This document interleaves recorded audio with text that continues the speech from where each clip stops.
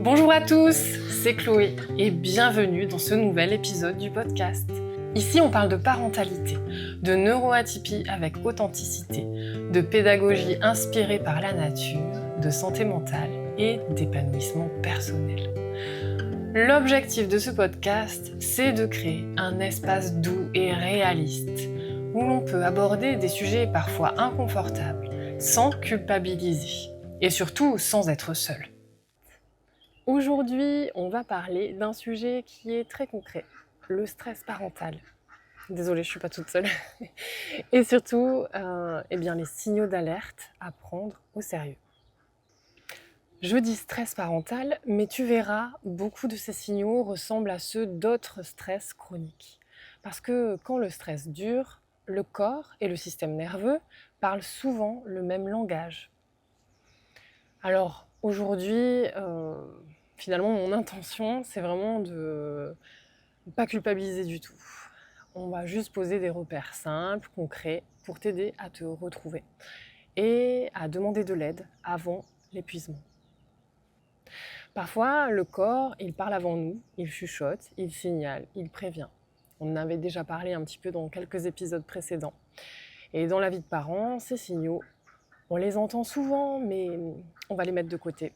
Je suis juste fatiguée, ça ira mieux demain, c'est normal, tout le monde vit ça. Finalement, jusqu'au jour où la patience s'effrite, les nerfs lâchent et où on ne se reconnaît plus. Aujourd'hui, on va faire simple, on va repérer les premiers voyants rouges pour ne pas aller jusque dans le mur. Alors d'abord, le stress parental, ce n'est pas dans ta tête. Le stress, ce n'est pas seulement avoir beaucoup de choses à faire. C'est un état où ton organisme, il reste trop longtemps en mode alerte. Biologiquement, le stress, il va activer notamment l'axe hypothalamo-hypophyso-surrénalien. C'est l'axe qu'on appelle HPA. Avec beaucoup de libération de glucocorticoïdes, comme le cortisol. Alors on appelle parfois le cortisol l'hormone du stress. C'est une hormone qui aide à réagir face à une situation d'urgence ou exigeante. Alors à court terme, c'est super utile et ça t'aide à faire face, mais quand l'activation elle se prolonge, ça fatigue le système nerveux, le système de régulation.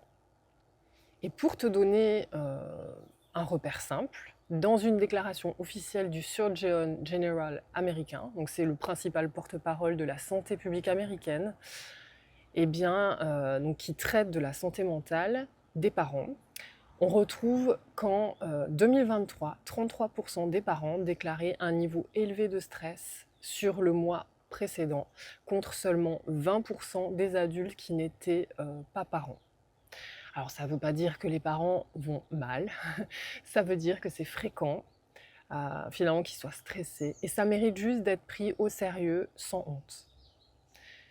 Je vais te donner un exemple du quotidien qui parle de stress, c'est quand tu te réveilles et que tu te sens déjà épuisé.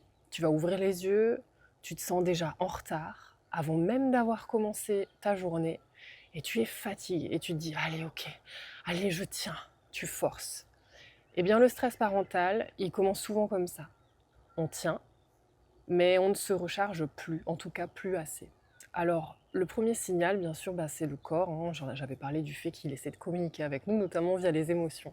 Il y a quelques signes fréquents. Des tensions dans la nuque, dans les épaules, une mâchoire serrée. On peut aussi avoir des migraines, une respiration courte, des soupirs, des troubles digestifs, des palpitations, un sommeil agité et des réveils nocturnes. Quand l'axe du stress est sollicité trop souvent, le corps peut rester en état de vigilance prolongée. Donc il y a une petite astuce, c'est de faire un micro-check, un petit peu sur une échelle de 0 à 10. Comment je me sens aujourd'hui ?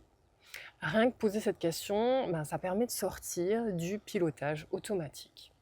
On va maintenant parler du signal numéro 2, la réactivité émotionnelle.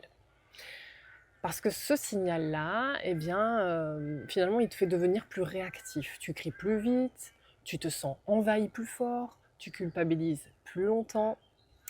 Et c'est logique. Sous stress, le cerveau, il peut avoir plus de mal à réguler finement.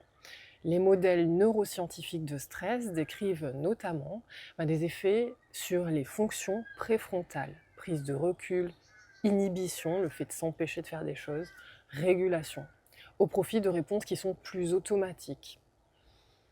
En gros, ton filtre en tant que parent, il devient plus fin et la tolérance, elle baisse. Ce que tu dois retenir, c'est si je suis irritable, ce n'est pas que je suis nulle, c'est que je suis trop chargée. Je vais te donner un autre exemple du quotidien.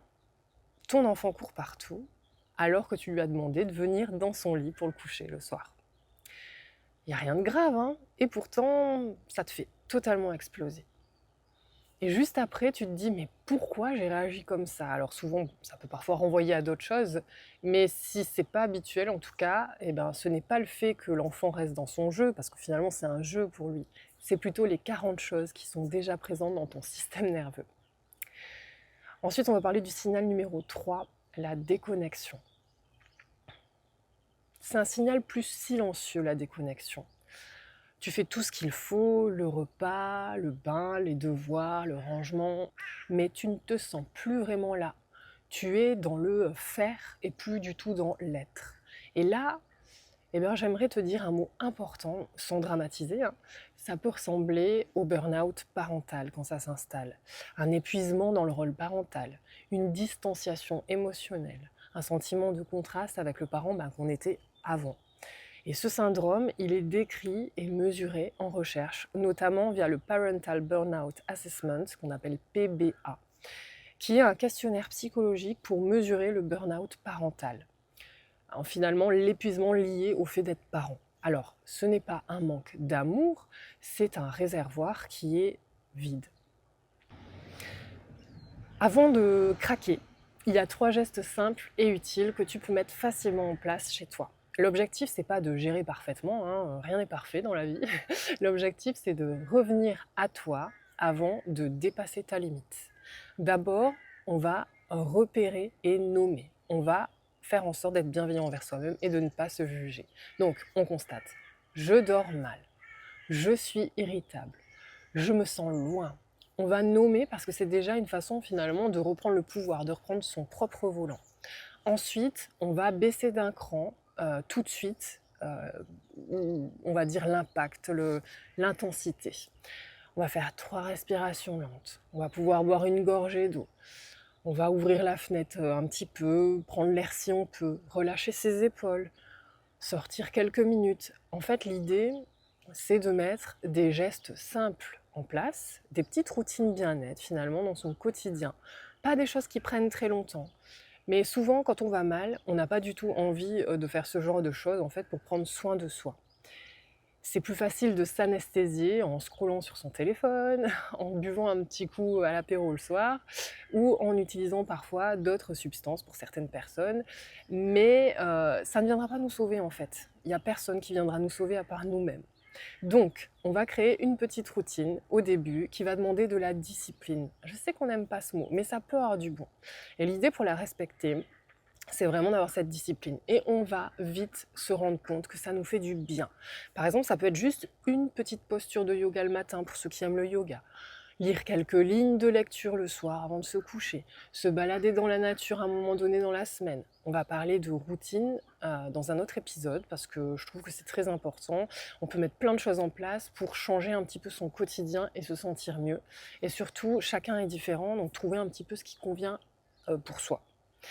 Donc le but, c'est de créer des moments de repos parce que ça va donner un signal au système nerveux comme quoi on peut redescendre. Et c'est vraiment ça en fait, même si c'est pas long. Ensuite, on va ajouter de la ressource, même une petite ressource. Le burn-out parental, c'est souvent expliqué comme un déséquilibre chronique entre les exigences et les ressources. Donc l'enjeu, c'est d'ajouter une ressource, un relais, du soutien, du repos, une simplification de sa vie, une aide professionnelle par exemple. Je vais te donner quelques ressources concrètes pour vraiment peut-être les personnes qui ont déjà besoin d'aide. Alors tu peux joindre le Allo Parents Bébé au 0800 00 34 56. Ils écoutent, ils orientent les parents ou futurs parents, donc de 0 à 3 ans. Ensuite, tu as Allo parents en crise au 0805 382 300. C'est une ligne nationale d'écoute et de prévention pour tous les âges. Tu as les services de la PMI, donc c'est au niveau départemental pour les parents et enfants, donc jusqu'à 6 ans.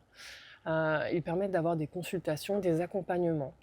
Ensuite, tu as le 3114, c'est un numéro national de prévention qui est joignable 24 heures sur 24 et qui est gratuit. S'il y a une détresse intense, des pensées ou une personne qui a vraiment envie de mettre fin à son quotidien. Je ne peux pas dire le mot, mais voilà. Et je vais finir là-dessus. Le stress parental, ça ne veut pas dire que tu n'es pas à la hauteur, ça veut dire que tu donnes beaucoup, avec trop peu d'espace pour souffler. Les signaux, eh bien, il y a ton corps, ta réactivité, ta déconnexion. Et ce ne sont pas des ennemis, ce sont des messagers, un peu comme ce qu'on avait vu pour les émotions. En fait, ton corps, il ne cesse jamais de parler avec toi. Alors aujourd'hui, pose-toi la question, de quoi ai-je besoin là, maintenant? Parfois, c'est tout petit, parfois, c'est de l'aide. Mais en tout cas, dans les deux cas, c'est légitime. Surtout, n'oublie pas que pour s'occuper des autres, notamment les enfants, et être présent, eh bien la base, c'est de se sentir bien avec soi-même. Et donc, d'abord, de prendre soin de soi. Je te remercie pour ton écoute. N'hésite pas à partager cet épisode, à laisser un commentaire, un like, à t'abonner. Et tu peux aussi activer la petite cloche pour avoir une info dès qu'il y a un nouvel épisode qui sort. Pour creuser le sujet, je vais te donner des ressources, des livres. Il y a celui de Moira Mikolajczak et Isabelle Roskam, j'espère que je ne l'écorche pas. C'est le burn-out parental, l'éviter et s'en sortir. C'est une référence francophone qui va être plutôt basée sur des travaux de recherche. Ensuite, on a un autre livre de John Kabat-Zinn et Mila Kabat-Zinn. C'est être parent en pleine conscience. C'est utile en fait si tu veux ajouter des pratiques simples dans ton quotidien pour redescendre et te rendre un petit peu plus disponible. Ensuite, tu as le livre d'Eline Snell, Calme et attentif comme une grenouille de 4 à 12 ans. C'est des exercices courts de présence, respiration à faire en famille. Il y a également un livre, mais qui par contre est en anglais, de Kelly McGonigal, et non McGonagall, c'est The Upside of Stress. Et c'est en fait vraiment plus scientifique, c'est vraiment sur le stress, mais de l'adulte, qui est très intéressant. Et pour finir, on va rester sur une minute du vivant.